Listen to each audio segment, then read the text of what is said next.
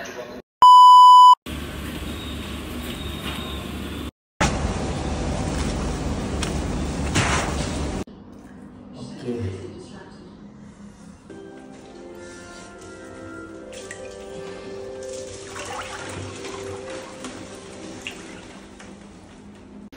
Let's do this.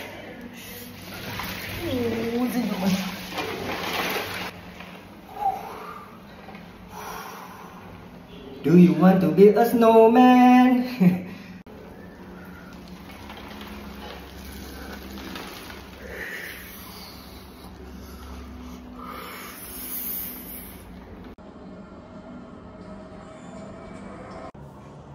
Siapa yang belum pernah try ice plunge ni, serius korang kena try. Nampak macam biasa tapi sakit weh. Nampak merah gila badan macam kena sebat.